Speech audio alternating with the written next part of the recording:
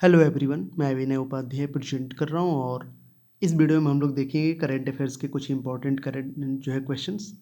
सभी प्रश्नों के लिए 4 ऑप्शंस रहेगा। आप पहले खुद से कोशिश करिएगा, फिर डिटेल में डिस्कस करेंगे सभी प्रश्नों को। जो हाल फिलहाल की इम्पोर्टेंट जो खबरें बनी हैं देश दुनिया की, उनको देखेंगे। वहाँ से बहुत सारे क्वेश्चंस बनने वाले हैं। जैसे अभी SCO समिट हुआ है, एक मिलिट्री कैंप का नाम चेंज किया गया है जनरल बिपिन रावत के नाम पे, जो पहले CDS थे।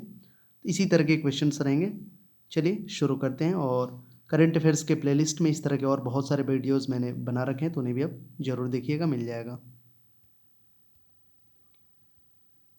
तो पहला क्वेश्चन आपके सामने है कि केंद्र सरकार ने दिल्ली में राजपथ और सेंट्रल विस्टा लॉन का नाम बदल कर क्या रखा है? तो काफ़ी चर्चा में है ये।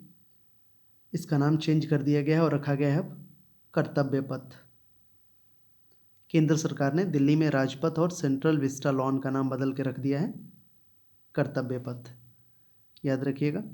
इससे रिलेटेड इंपॉर्टेंट चीज़ें ये हैं कि केंद्र सरकार के अंतर्गत न्यू दिल्ली म्यूनिसिपल काउंसिल ने 7 सितंबर 2022 को दिल्ली में राजपथ नाम था पहले उसका, और सेंट्रल विस्टा लॉन का नाम बदलकर कर्तव्य पथ रख दिया है। इसके अगले दिन 8 सितंबर को प्रधानमंत्री नरेंद्र मोदी ने नए नाम का जो है उद्घाटन किया। राजपथ और central Vista lawn Rashtrapati Bhavan से इंडिया गेट तक फैला हुआ है। इंडिया गेट पर नेताजी की प्रतिमा से लेकर राष्ट्रपति भवन तक की पूरी सड़क और क्षेत्र को अब कर्तव्य पथ के नाम से जाना जाएगा। किंग्सवे राजपथ से कर्तव्य पथ तक, पहले इसका नाम किंग्सवे था, इसी को हिंदी में राजपथ बोलते हैं। तो किंग्सवे राजपथ को ब्रिटिश शासक के दौरान किंग्सवे कहा जाता है। दरअसल दिल्ली को राजधानी बनाने का ऐलान 1911 में हुआ था। उस वक्त ब्रिटिश सरकार ने अपनी राजधानी को कोलकाता, तब कलकत्ता थी, से दिल्ली स्थानांतरित करने का फैसला किया था। इसी दौरान सम्राट जॉर्ज पंचम 1911 के दरबार के दौरान दिल्ली आए थे। उन्होंने औपचारिक रूप से राजधानी को स्थानांतरित करने का निर्णय घोषणा की थी। सम्राट जॉर्ज पंचम के सम्मान में सड़क का नाम किंग्सवे जो है रखा गया। राजपथ, तो भारत की स्वतंत्रता के बाद सड़क, अंग्रेजी नाम किंग्सवे को हिंदी नाम राजपथ दिया गया। यह नाम किंग्सवे का अनुवाद है क्योंकि हिंदी में राजपथ का व्यापक अर्थ राजा का रास्ता होता है। 75 वर्षों से इसे गणतंत्र दिवस परेड के लिए शोपीस स्ट्रेच के रूप में जाना जाता है, जो हर साल 26 जनवरी को आयोजित किया जाता है। इंडियन एक्सप्रेस के अनुसार स्वतंत्रता के बाद सेंट्रल विस्टा एवेन्यू पर कुछ बदलाव किए गए थे। इसका परिदृश्य बदल दिया गया है। 1980 के दशक में नए पेड़ लगाए गए और नई सड़क रफ़ी अहमद किदवई मार्ग निर्माण किया गया था। कर्तव्य पथ की बात करें तो सेंट्रल विस्टा डेवलपमेंट परियोजना के लिए निर्माण कार्य फरवरी 2021 में शुरू हुआ था। सरकार ने 608 करोड़ रुपए की सेंट्रल विस्टा एवेन्यू परियोजना के बारे में कहा कि प्रस्ताव का उद्देश्य एवेन्यू को एक ऐसा आइकॉन बनाना है जो वास्तव में नए भारत के लिए उपयुक्त हो। बांग्लादेश, अगला क्वेश्चन है कि बांग्लादेश के PM शेख हसीना के भारत दौरे के दौरान दोनों देशों के बीच कितने समझौतों पर साइन हुआ है? तो टोटल 7 जो है समझौतों पर साइन हुआ है। MOU यानी कि मेमोरेंडम ऑफ अंडरस्टैंडिंग बांग्लादेश की PM शेख हसीना और भारत के बीच में। कौन कौन से हैं इसको समझते हैं। तो बेसिकली थोड़ा सा मैं आपको ये बता दूं कि जैसे बांग्लादेश के PM शेख हसीना भारत के दौरे पर आई, 7 ये MOU साइन हुए। बांग्लादेश की प्रधानमंत्री शेख हसीना 5 से 8 सितंबर, ठीक है, 5 से 8 सितंबर 2022 के बीच में भारत का दौरा किया था इन्होंने। उनकी इस यात्रा के दौरान दोनों देशों के बीच ये 7 समझौते साइन हुए हैं। यही सब है, आप देख सकते हैं साइन हुए 7 समझौते। भारत और बांग्लादेश द्वारा साझा सीमा नदी कुशियारा से पानी की निकासी पर समझौता। दोनों देश के बीच पिछले 25 साल में पहला नदी समझौता है। दोनों देशों ने वर्ष 1996 में गंगा जल संधि पर हस्ताक्षर किया था। दूसरा है भारत में बांग्लादेश रेलवे अप्लाइंग की ट्रेनिंग का समझौता। तीसरा FOIS यानी कि फ्रेट ऑपरेशन इंफॉर्मेशन सिस्टम जैसे IT सिस्टम और बांग्लादेश रेलवे के लिए नए IT एप्लीकेशन में सहयोग पर समझौता। भारत में बांग्लादेश न्यायिक अधिकारियों के लिए प्रशिक्षण और क्षमता निर्माण कार्यक्रम पर समझौता। दोनों देशों के बीच वैज्ञानिक और तकनीक पर सहयोग समझौता। अंतरिक्ष प्रौद्योगिकी के क्षेत्र में सहयोग पर समझौता। प्रसारण में सहयोग पर प्रसार भारती और बांग्लादेश टेलीविजन के बीच समझौता। ये सारे समझौते हुए हैं भारत और बांग्लादेश के बीच में। उद्घाटन, घोषित, अनावरण परियोजनाओं की सूची। बांग्लादेश के मैत्री थर्मल पावर प्लांट का अनावरण। मैत्री थर्मल पावर प्लांट की पहली यूनिट का अनावरण किया गया। बांग्लादेश के उप जिले रामपाल खुलना में 1320 मेगावाट 660 का 2 है क्षमता के कोयले से चलने वाले थर्मल पावर प्लांट की स्थापना की जा रही है। इसमें $2 बिलियन अमेरिकी की अनुमति लागत है। इसमें से $1.6 बिलियन अमेरिकी भारत विकास सहायता के रूप में रिफायती फाइनेंस योजना के तहत भारत ने दिया है। रूपसा पुल का उद्घाटन। यह पुल भारत की लाइन ऑफ क्रेडिट के तहत खुलना और मोंगला के बीच बनाई गई है। इस पुल की लंबाई 5.13 किलोमीटर है। यह 64.7 किलोमीटर लंबे Khulna Mongla port single track broad gauge rail परियोजना का एक महत्वपूर्ण हिस्सा है। घोषणाएं की बात करें तो सड़क निर्माण उपकरण और मशीनरी की आपूर्ति। परियोजना में बांग्लादेश सड़क और राजमार्ग विभाग को 25 पैकेजों में सड़क रखरखाव और निर्माण उपकरण और मशीनरी की आपूर्ति शामिल है। खुलना दर्शन रेलवे लाइन लिंक परियोजना। यह परियोजना मौजूदा ब्रॉड गेज का दोहरीकरण इंफ्रास्ट्रक्चर का अपग्रेडेशन है जो गेदे दर्शन में वर्तमान सीमा पर रेल लिंक को खुलना से जोड़ती है। परियोजना की लागत $312.48 मिलियन अमेरिकी आंकी गई है। पार्वतीपुर कोनिया रेलवे लाइन। मौजूदा मीटर गेज रेलवे लाइन को दोहरी गेज लाइन परियोजना में बदलने का अनुमान $120.41 मिलियन अमेरिकी है। यह परियोजना बिरोल बांग्लादेश, राधिकापुर पश्चिम बंगाल में मौजूदा सीमा पर रेल से जुड़ेगी और द्विपक्षीय रेल संपर्क को बढ़ाएगी। तो ये सारी चीज़ें हुई हैं। दोनों देशों के बीच किन मुद्दों पर बात हुई? तो पीएम मोदी ने भारत और बांग्लादेश के बीच कॉम्प्रिहेंसिव इकोनॉमिक पार्टनरशिप एग्रीमेंट को लेकर आगे बातचीत करने को कहा। बांग्लादेश की पीएम शेख हसीना ने कहा कि रोहिंग्या उनके देश पर एक बड़ा बोझ है और सुझाव दिया कि भारत म्यांमार को उन्हें वापस लेने के लिए राजी करने में भूमिका निभा सकता है। ये सारी चीज़ें हुई। नेक्स्ट है बांग्लादेश की पीएम शेख हसीना ने 1971 के बांग्लादेश मुक्ति संग्राम में शहीद या घायल हुए भारतीय सैनिकों के प्रत्यक्ष वंशजों के लिए कौन सी छात्रवृत्ति प्रदान की? तो ये दिया गया है मुजीब छात्रवृत्ति। इंपॉर्टेंट, याद रखिएगा। बांग्लादेश की पीएम शेख हसीना ने 1971 के बांग्लादेश मुक्ति संग्राम में शहीद या घायल हुए भारतीय सैनिकों के प्रत्यक्ष वंशजों के लिए मुजीब छात्रवृत्ति योजना प्रदान की। बांग्लादेश के प्रधानमंत्री शेख हसीना ने 1971 के बांग्लादेश मुक्ति संग्राम में शहीद या घायल हुए भारतीय सैनिकों के प्रत्यक्ष वंशजों डायरेक्ट डिसेंडेंट्स के लिए मुजीब छात्रवृत्ति प्रदान की। उन्होंने अपनी भारत यात्रा 5 से 8 सितंबर 2022 के दौरान इस छात्रवृत्ति का वितरण किया। उन्होंने शहीद या घायल हुए भारतीय सैनिकों के परिवार के कुल 200 सदस्यों को छात्रवृत्ति दी। इस छात्रवृत्ति का नाम हसीना के पिता बंगबंधु शेख मुजीबुर रहमान के नाम पर रखा गया है। बंगबंधु थे ये मुजीबुर रहमान। भारत भी देता है बांग्लादेश के छात्रों को छात्रवृत्ति। भारत मुक्ति योद्धा योजना के तहत बांग्लादेश के मुक्ति संग्राम सेनानियों के वंशजों को छात्रवृत्ति देता है। अगला क्वेश्चन है कि भारतीय खिलाड़ी सुरेश रैना ने क्रिकेट के किस प्रारूप से संन्यास लिया? तो सब छोड़ दिया इन्होंने। टेस्ट, वनडे, T20 सारे फॉर्मेट, IPL से भी हाल ही में संन्यास ले लिया। तो सुरेश रैना ने 6 सितंबर 2022 को क्रिकेट के सभी प्रारूप से संन्यास ले लिया। रैना ने अंतर्राष्ट्रीय क्रिकेट में 15 अगस्त 2020 को संन्यास लिया था। अब रैना ने सभी फॉर्मेट से संन्यास ले लिया है। सुरेश रैना ने 18 टेस्ट, 226 वनडे और 78 T20 खेले। वो वर्ष 2011 में विश्व कप विजेता टीम के हिस्सा थे। सुप्रीम कोर्ट ने सतलज यमुना लिंक नहर विवाद को लेकर किन राज्यों के मुख्यमंत्रियों को मीटिंग करने को कहा? तो पंजाब, हरियाणा। सतलज यमुना लिंक ये किससे संबंधित है? पंजाब हरियाणा से नहर विवाद है। तो सुप्रीम कोर्ट ने बोला है कि इन दोनों राज्यों के मुख्यमंत्री आपस में बैठ के मीटिंग करें। सुप्रीम कोर्ट ने 6 सितंबर 2022 को पंजाब के मुख्यमंत्री भगवंत मान और हरियाणा के मुख्यमंत्री मनोहर लाल खट्टर को मुलाकात करने को कहा। सुप्रीम कोर्ट ने दोनों राज्यों के मुख्यमंत्रियों को सितंबर 2022 के भीतर सतलज यमुना लिंक नहर के निर्माण पर चर्चा करने के लिए मुलाकात करने को कहा है। क्या है ये सतलज यमुना लिंक नहर विवाद? सतलज यमुना लिंक हरियाणा और पंजाब के बीच रावी और ब्यास नदियों के पानी को साझा करने के लिए 214 किलोमीटर लंबी एक नहर है। दोनों राज्यों के बीच इस नहर को लेकर वर्ष 1955 से विवाद चल रहा है। इस नहर को लेकर विवाद पहली बार तब सामने आया जब 1966 में हरियाणा को पंजाब से अलग कर दिया गया था। 66 में अलग हुआ था हरियाणा पंजाब से। केंद्र सरकार ने तब एक अधिसूचना जारी कर पंजाब को 2 नदियों के पानी का एक हिस्सा हरियाणा को उपलब्ध कराने को कहा। पंजाब ने तर्क दिया कि यह रिपेरियन सिद्धांत के खिलाफ है, जो कहता है कि एक नदी का पानी केवल उन राज्यों या देशों का है जहां से वह बहती है। पंजाब की बात हो रही है तो राजधानी चंडीगढ़, सीएम भगवंत मान, राज्यपाल बनवारी लाल पुरोहित। हरियाणा का भी राजधानी वही है चंडीगढ़, सीएम मनोहर लाल खट्टर, राज्यपाल बंडारू दत्तात्रेय। नेक्स्ट है कि बिरजू शाह का निधन 3 सितंबर 2022 को हो गया, वह इनमें से क्या थे?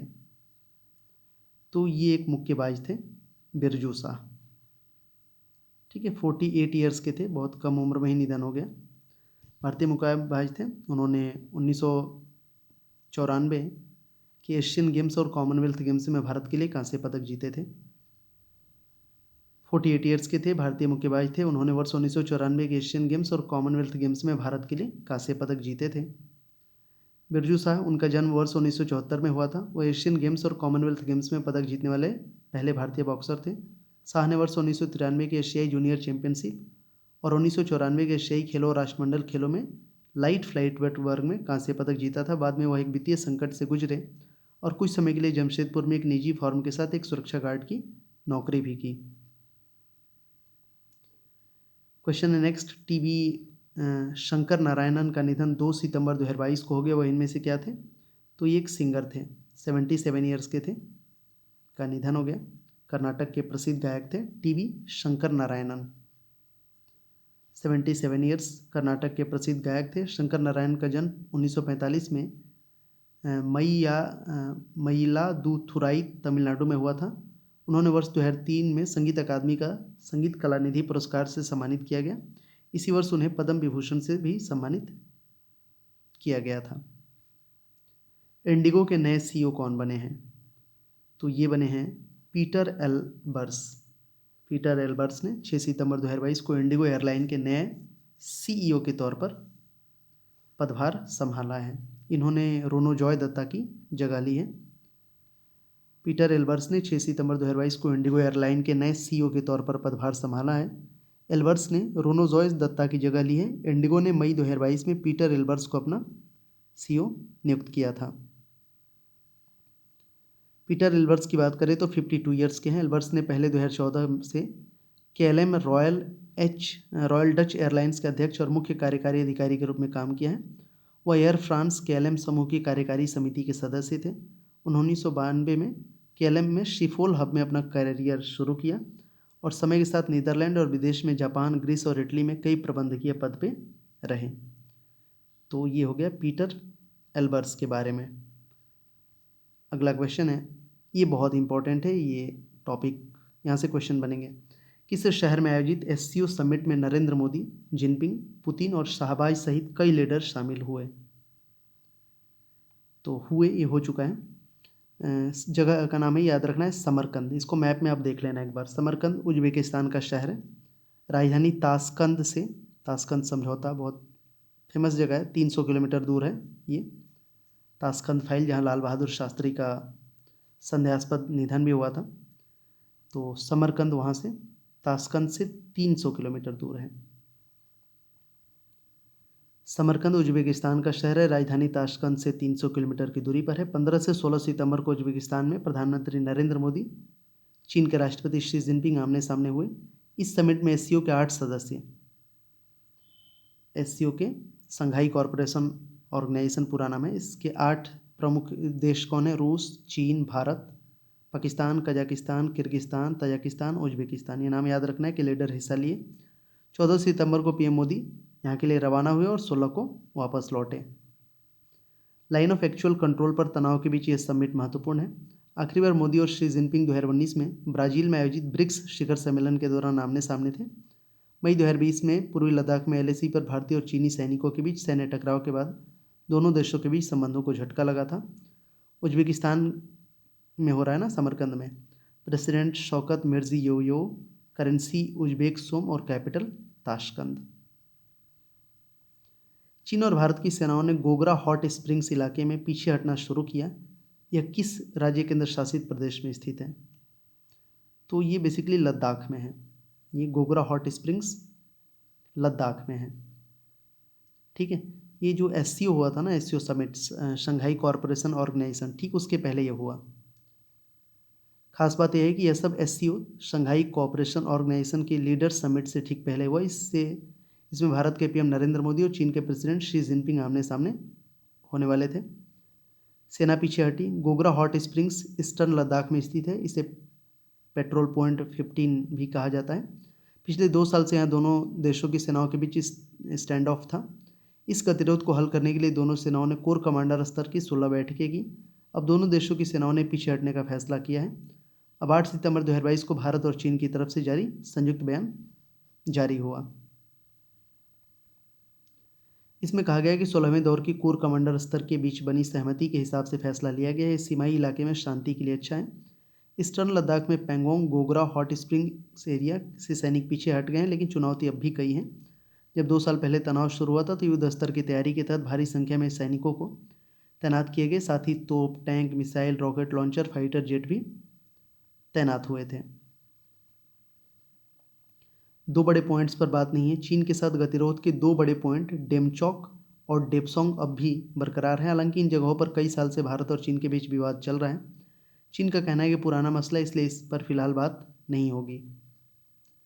क्या एससीओ समिट में मिलेंगे मोदी और शी? तो हाँ, ये तो हुआ है ना, ये इस पर मिले ही। भारतीय सेना ने ऊंचाई वाले क्षेत्र में कम वजन के टैंक तैनाती के लिए किस प्रोजेक्ट की तैयारी की? तो यह है प्रोजेक्ट जोरावर। ये बहुत इंपॉर्टेंट है। भारतीय सेना ने ऊंचाई वाले क्षेत्रों में कम वजन के टैंक तैनाती के लिए बनाया है प्रोजेक्ट जोरावर। प्रोजेक्ट जोरावर एक स्वदेशी प्रोजेक्ट है। इसमें लाइट टैंक को भारत में ही डिजाइन और निर्मित किया गया है।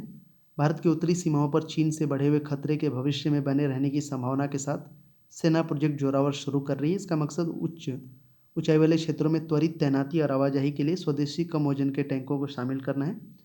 इन टैंकों का उपयोग एलएसी पर बड़ी संख्या में चीनी बख्तरबंद वाहनों की तैनाती का मुकाबला करने के लिए किया जाएगा। प्रोजेक्ट जोरावर की बात करें तो इस प्रोजेक्ट के तहत भारतीय सेना को कम वजन के टैंक प्रदान किए जाएंगे। प्रोजेक्ट जोरावर का नाम प्रसिद्ध जोरावर सिंह के नाम पर रखा गया है। वह एक सैन्य जनरल थे जिन्होंने जम्मू के राजा गुलाब सिंह के अधीन काम किया था। इस प्रोजेक्ट के तहत दिए गए जाने वाले लाइट टैंकों के पास मौजूदा टैंकों की तरह मारक क्षमता होगी, फायर पावर होगी। इन लाइट टैंकों में missile firing capability, counter drone apparatus, warning system, power to weight ratio जैसी सुविधा होगी।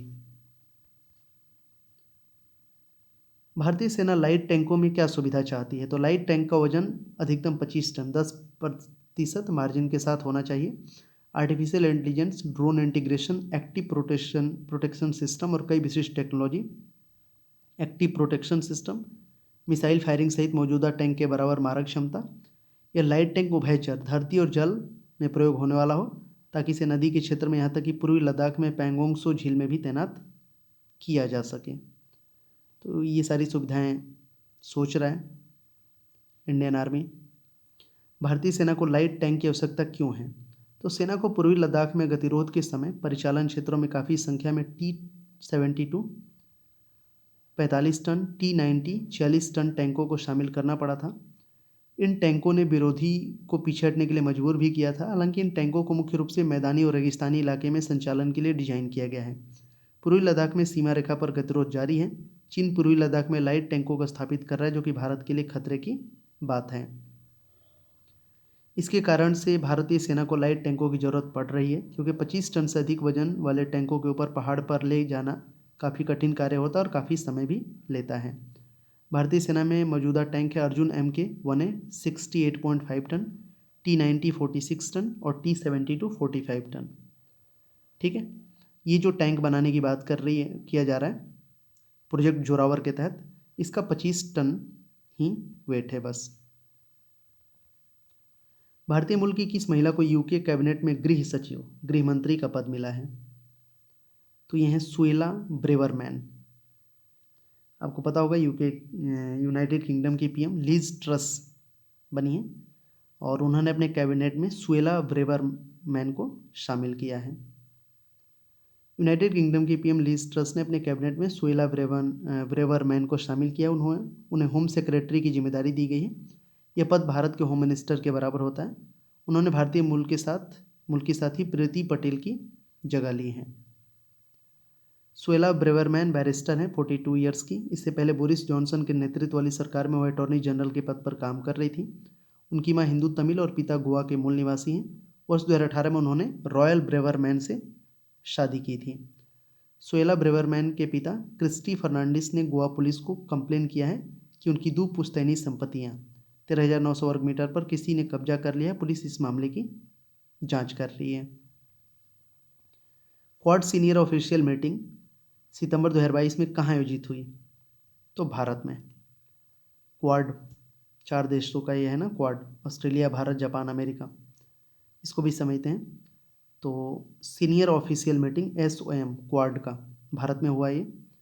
Quad senior official meeting Bharat की राजधानी नई दिल्ली में 5 से 6 सितंबर 2022 को हुआ। इस मीटिंग में ऑस्ट्रेलिया, भारत, जापान और अमेरिका के विदेश मंत्रालयों के वरिष्ठ अधिकारियों ने हिस्सा लिया। मीटिंग में क्या हुआ? तो मीटिंग में हिंद महासागर क्षेत्र और प्रशांत द्वीप पर चीन के कदमों पर चिंताओं को लेकर श्रीलंका की स्थिति तक कई मुद्दों पर चर्चा की गई। टोक्यो में इस वर्ष आयोजित हुआ क्वाड शिखर सम्मेलन के दौरान ऑस्ट्रेलिया, भारत और जापान, अमेरिका के नेताओं द्वारा सहमत परियोजनाओं की भी समीक्षा की गई। इसके अलावा अगले वर्ष भारत में होने वाले 4 देशों की मंत्री स्तरीय बैठकों के लिए मुद्दे निर्धारित किए गए। चीन को लेकर चिंता जताई गई। श्रीलंका ने हमन बनोटा बंदरगाह में चीन की युआन वांग के 5 आगमन को लेकर चिंता व्यक्त की गई है। इसके अलावा इंडो पैसिफिक में चीन की घुसपैठ को लेकर भी चिंता जताई गई है। क्वाड वैक्सीन इनिशिएटिव मार्च 2021 में घोषित क्वाड वैक्सीन पहल के मुद्दों पर भी संक्षेप में चर्चा की गई है। इसके पहल के अंतर्गत 2023 के अंत तक जॉनसन एंड जॉनसन वैक्सीन सहित कोविड-19 टीकों की 1 बिलियन खुराक का उत्पादन करने का इरादा बनाया गया है। क्वाड क्या है? तो क्वाड यानी कि क्वाड्रिलेटरल सिक्योरिटी डायलॉग। क्वाड्रिलेटरल शब्द चतुर्भुज से लिया गया है और इस तरह यहाँ इसका मतलब निकला चतुर्पक्षीय सुरक्षा संवाद। जैसे बाइलेटरल द्विपक्षीय या ट्राइलेटरल त्रिपक्षीय होता है, वैसे ही क्वाड्रिलेटरल मतलब चतुर्पक्षीय, 4 पक्षीय, चतुष्कोणीय। मैप में आप देखना जापान, अमेरिका, ऑस्ट्रेलिया जो है और इंडिया ये जो है ये चतुर्भुज का निर्माण करते हैं। अगर इंडिया यहाँ है तो यहाँ जापान है, ठीक है, ऑस्ट्रेलिया यहाँ है तो यहाँ अमेरिका है। तो देख रहे हो ना, ऐसे चतुर्भुज बनता है। क्वाड मूल रूप से इंडो पैसिफिक रीजन के लिए काम कर रहा है ताकि समुद्री रास्तों से व्यापार जारी रहे। असल में हिंद प्रशांत क्षेत्र इन 4 देशों के लिए एक व्यापारिक समुद्री मार्ग भी है। चीन ने दक्षिण चीन सागर पर भी कब्जे की मुहिम छेड़ रखी है। यहाँ तक कि वो कुछ जो है छद्म या नकली द्वीप बनाकर अपने सैनिक तैनात कर रहा है। ये सब अंतर्राष्ट्रीय कानूनों की अनदेखी करके किया जा रहा है। चीन को क्वाड फूटी आंख भी नहीं सोआ था, वो शुरू से इसके पीछे पड़ा है। वो इसे बीजिंग विरोधी गुट कहता रहा है। भारत जापान के बीच सितंबर 2022 में 2+2 मीटिंग किस शहर में आयोजित हुई? तो टोक्यो में हुई। यह मीटिंग 8 सितंबर 2022 को जापान की राजधानी टोक्यो में आयोजित की गई थी। यह मीटिंग 8 सितंबर 2022 को जापान की राजधानी टोक्यो में आयोजित हुई। इस बैठक में भारत के रक्षा मंत्री राजनाथ सिंह और विदेश मंत्री एस जयशंकर, जापान के विदेश मंत्री हयाशी योशिमासा और रक्षा मंत्री हमादा यासुकाजू ने हिस्सा लिया। मतलब डिफेंस और फॉरेन मिनिस्टर दोनों देशों के 2+2। मीटिंग में क्या हुआ? तो दोनों देशों ने क्षेत्रीय और वैश्विक महत्वपूर्ण मुद्दों पर विचार साझा किया। अंतर्राष्ट्रीय कानून के अनुरूप विवादों के शांतिपूर्ण समाधान की आवश्यकता पर सहमति बनी। रक्षा मंत्री राजनाथ सिंह ने कहा कि वह Bharat Indo Pacific Ocean initiative, Japan के free and open Indo Pacific के साथ कई समानताएं साझा करता है। उन्होंने जापानी रक्षा कंपनियों को इंडियन डिफेंस कॉरिडोर्स में निवेश करने के लिए भी आमंत्रित किया। 2+2 मीटिंग। तो 2+2 मीटिंग रणनीतिक और सुरक्षा मुद्दों पर भारत और उसके सहयोगियों के विदेश और रक्षा मंत्रियों की मीटिंग का एक फॉर्मेट है। एक 2+2 मीटिंग में देश के नेता और विश्व अपने देशों को लेकर सही ढंग पर विचार रख पाते हैं। भारत के 4 प्रमुख रणनीतिक साझेदारों के साथ 2+2 मीटिंग हुई और अमेरिका, ऑस्ट्रेलिया, जापान और रूस, किन देशों के साथ भारत 2+2 मीटिंग? तो वर्ष 2018 में अमेरिका के साथ पहली मीटिंग, 19 में जापान के साथ, 21 में ऑस्ट्रेलिया के साथ पहली मीटिंग, वर्ष 2021 में रूस के साथ पहली मीटिंग। तो इतनी सारे देशों के साथ 2+2 मीटिंग कर चुका है भारत। गृह मंत्रालय ने किस राज्य के उग्रवादी समूह NSCN के निकी ग्रुप के साथ संघर्ष विराम समझौते सीज फायर एग्रीमेंट को 1 वर्ष के लिए आगे बढ़ाया है? तो ये नागालैंड के हैं। ठीक है, ये नागालैंड के उग्रवादी समूह हैं निकी। तो इनके साथ संघर्ष विराम समझौते को 1 वर्ष के लिए आगे बढ़ाया है गृह मंत्रालय ने। गृह मंत्रालय ने national socialist council of Nagaland NSCN के यानी निकी के साथ संघर्ष विराम समझौते सीज फायर एग्रीमेंट को 1 वर्ष के लिए बढ़ा दिया है। इस समझौते को 8 सितंबर 2022 से 7 सितंबर 2023 तक 1 वर्ष की अवधि के लिए बढ़ा दिए गए हैं। यह संघर्ष विराम समझौता पिछले वर्ष 2021 में साइन हुआ था। National socialist council of Nagaland Niki group के चीफ सुमी पर जून 2015 में मणिपुर के चंदेल में जिले में 18 सैनिकों की हत्या का आरोप है।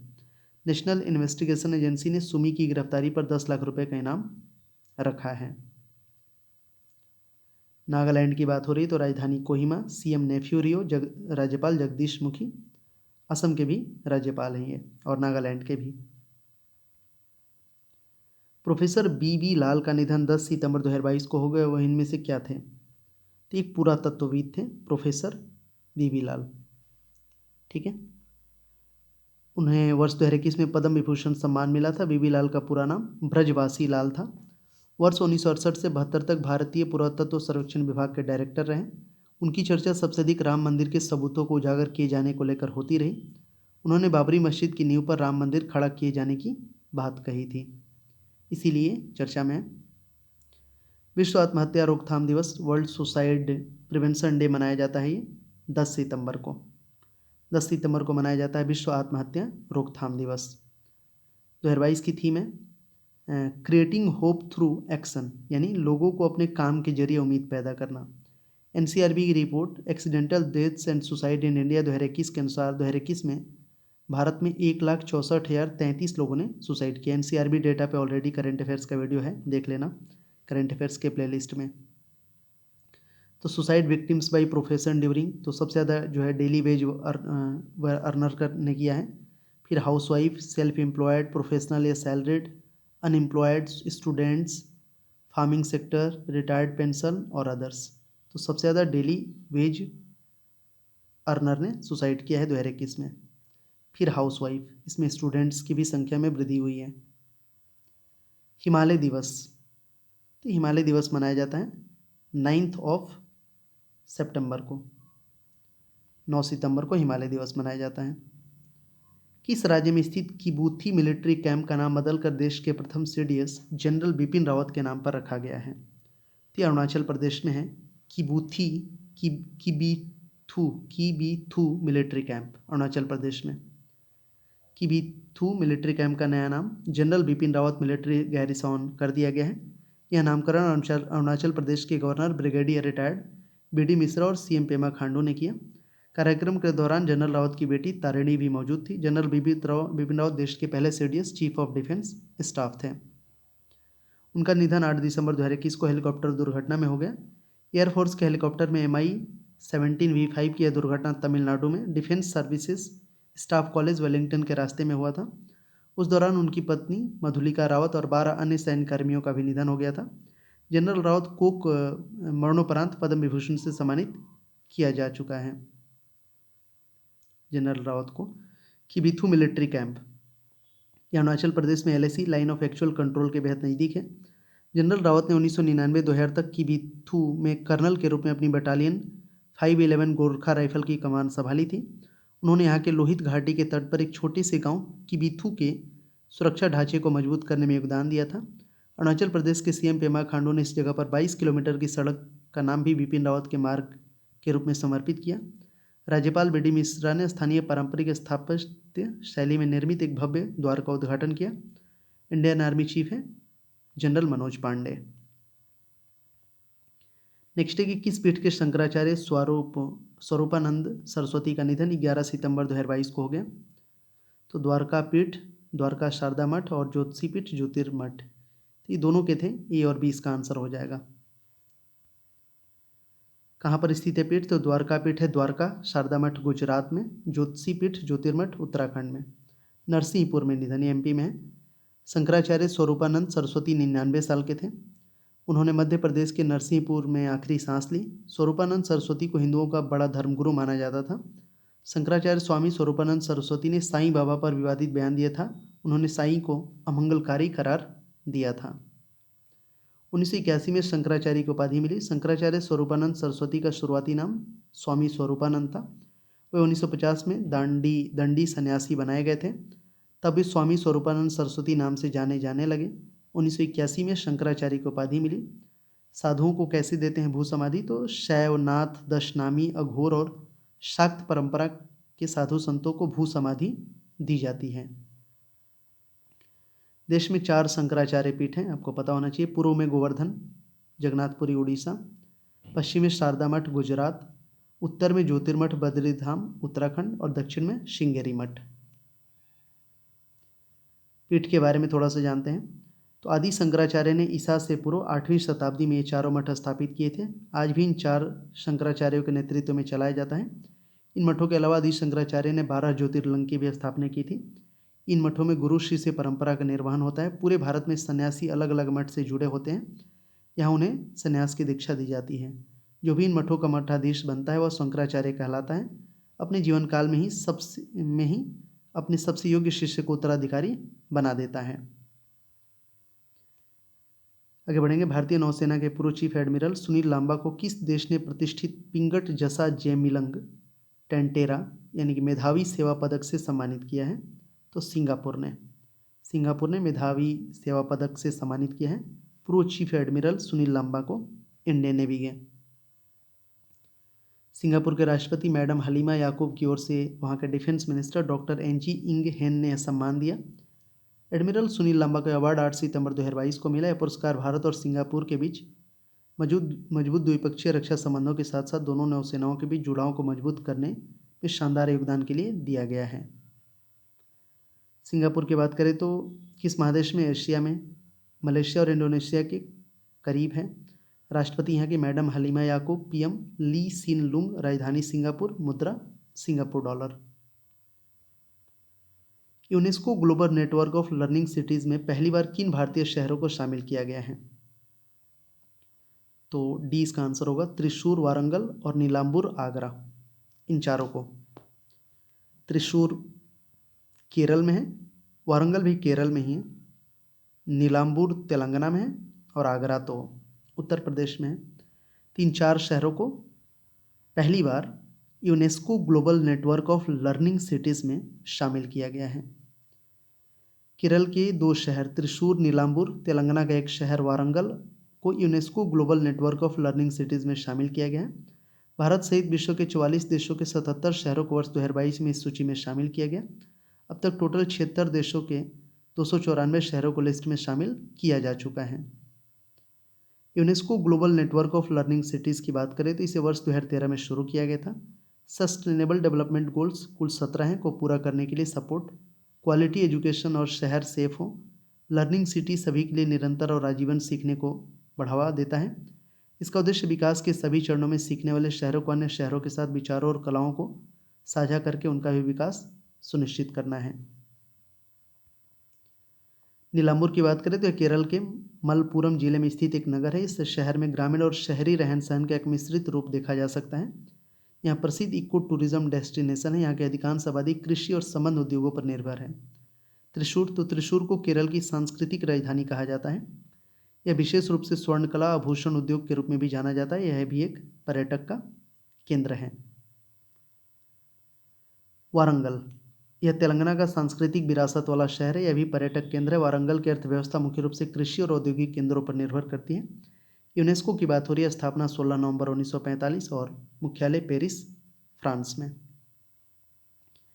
नेक्स्ट है कि छत्तीसगढ़ में 5 नए जिले सितंबर 2022 में बने। तो राज्य में अब कुल जिले कितने हो गए? तो पहले 28 थे, अब 5 बढ़ गए, यानी कि टोटल छत्तीसगढ़ में जिलों की संख्या 33 हो गई। छत्तीसगढ़ के सीएम हैं भूपेश बघेल। छत्तीसगढ़ के मुख्यमंत्री भूपेश बघेल ने सितंबर में कुल 5 नए जिलों की घोषणा की। 2 सितंबर 2022 को 3 जिले और 9 सितंबर 2022 को 2 नए जिले की घोषणा की। यही है 5 नए जिले: मोहल्ला, मानपुर, अम्बागढ़ चौकी, सारंगढ़, बिलाईगढ़, खैरागढ़, छुई खानदान, गंडई और मनेन्द्रगढ़, चिरमिरी, भरतपुर और शक्ति, ये 5 नए जिले हैं छत्तीसगढ़ के। छत्तीसगढ़ की बात कर रहे हैं, राजधानी रायपुर, मुख्यमंत्री भूपेश बघेल, गवर्नर अनसुईया उइके। राष्ट्रपति ने गुलाम अली को राज्यसभा के लिए मनोनीत किया, वह किस केंद्र शासित प्रदेश में है? तो जम्मू कश्मीर में। किस केंद्र शासित प्रदेश से? तो जम्मू कश्मीर से। इसका सही आंसर होगा ऑप्शन बी। राष्ट्रपति द्रौपदी मुर्मू ने केंद्र सरकार की अनुशंसा पर उनके मनोनयन पर मुहर लगा दी है। इसके बाद गृह मंत्रालय ने राज्यसभा सदस्य के तौर पर गुलाम अली का जो है कि मनोनयन का गजट नोटिफिकेशन प्रकाशित किया। वह गुज्जर बकरवाल समुदाय से। वह जम्मू कश्मीर में बीजेपी के प्रदेश उपाध्यक्ष हैं। जम्मू कश्मीर के उपराज्यपाल मनोज सिन्हा। ठीक है, राज्यसभा में मनोनयन की बात करें, इंपॉर्टेंट है ये, यहाँ से क्वेश्चन आता है। और ये वाला कॉन्सेप्ट जो है हमने कहाँ से लिया है? आयरलैंड से। भारतीय संविधान के अनुच्छेद 80 में राज्यसभा के गठन का प्रावधान है। राज्यसभा के सदस्यों की अधिकतम संख्या 250 हो सकती है, परंतु वर्तमान में यह 245 है। इनमें से 12 सदस्यों को राष्ट्रपति द्वारा साहित्य, विज्ञान, कला और समाज सेवा से संबंधित क्षेत्रों से मनोनीत किया जाता है।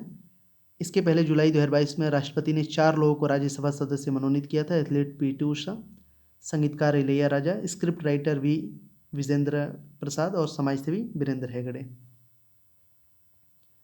महान खिलाड़ी सेरेना विलियम्स ने किस खेल से रिटायर होने का ऐलान लिया है? तो टेनिस की एक महान खिलाड़ी थी सेरेना विलियम्स, 41 ईयर्स की थी, रिटायरमेंट का अनाउंसमेंट कर दिया। सेरेना विलियम्स 41 ईयर्स, उन्होंने 3 सितंबर 2022 को आखिरी बार टेनिस टूर्नामेंट यूएस ओपन खेला। उन्होंने इंटरव्यू देते हुए कहा, महिलाएं परिवार बढ़ाना चाहती हैं, परिवार बढ़ाने महिलाएं खिलाड़ी को रिटायर होना पड़ता है, पुरुषों के साथ ऐसा नहीं है। वे अपनी बेटी ओलंपिया का जिक्र करते हुए कहती हैं, ओलंपिया को मेरा टेनिस खेलना पसंद नहीं है। बच्चे नहीं समझ पाते कि उनके माता पिता उनके साथ क्यों नहीं है। बेटी ओलंपिया चाहती है कि उसकी एक छोटी बहन भी हो, इसलिए मैंने बदलाव का निर्णय लिया है। सेरेना विलियम्स के ग्रैंड स्लैम कैरियर की बात करें तो कुल grand slam title 39, women's single 23, women's doubles 14 और मिक्स्ड डबल्स 2। किस अदालत के रिटायर्ड चीफ जस्टिस न्यायमूर्ति कमल नारायण KN सिंह का निधन 8 सितंबर 2022 को हो गया? तो सुप्रीम कोर्ट के रिटायर्ड चीफ जस्टिस थे कमल नारायण, इनका निधन हो गया। KN सिंह का निधन प्रयागराज में हुआ, 96 ईयर्स के थे। सुप्रीम कोर्ट के चीफ जस्टिस ये कब से कब तक रहे थे? तो 25 नवंबर से 13 दिसंबर 1991 तक। वे 1991 से 1994 तक 13वें लॉ कमीशन के अध्यक्ष भी थे।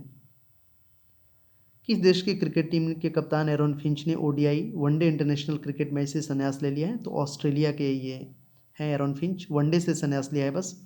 एरन फिंच ने न्यूजीलैंड के खिलाफ 11 सितंबर 2022 को अपना आखिरी वनडे खेला। फिंच इस साल 2022 ऑस्ट्रेलिया में होने वाले T20 विश्व कप में कंगारू टीम के कैप्टन हैं।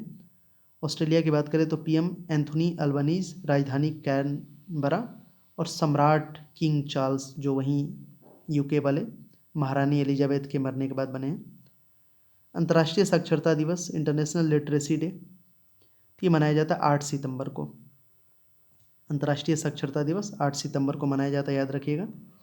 2022 की थीम है transforming literacy learning space, transforming literacy learning spaces. इस दिवस को यूनेस्को ने 1965 में घोषित किया था। अब 1-2 क्वेश्चंस लास्ट में आप लोगों से होमवर्क। करंट अफेयर्स का मैंने अलग से प्लेलिस्ट बना दिया है, उसमें इस तरह के आपको बेहतरीन वीडियोस मिल जाएंगे। इसका आंसर करिएगा। ब्रिटेन की महारानी क्वीन एलिजाबेथ द्वितीय का निधन 8 सितंबर 2022 को किस राष्ट्र में हुआ? England, Scotland, Wales, Northern Ireland, कहाँ हुआ इनका निधन, किस देश में हुआ, ये बताना है। और दूसरा आप लोगों के लिए क्वेश्चन है कि जब ब्रिटेन UK के नए सम्राट कौन हैं, इसका भी आंसर करिएगा कमेंट सेक्शन में। वीडियो अगर अच्छा लगा होगा तो ज़रूर लाइक और शेयर करिएगा। इस तरह के और बेहतरीन वीडियोज़ देखने के लिए चैनल को सब्सक्राइब करिए। आप हमें टॉपिक भी सजेस्ट कर सकते हैं, कोई भी, उस पर वीडियो बनाएंगे, ठीक है। और आप हमारे साथ टेलीग्राम ग्रुप में जुड़ सकते हैं, उसका भी लिंक डिस्क्रिप्शन में। Thank you so much for watching this video. मिलते हैं नेक्स्ट वीडियो में, तब तक के लिए बाय, टेक केयर।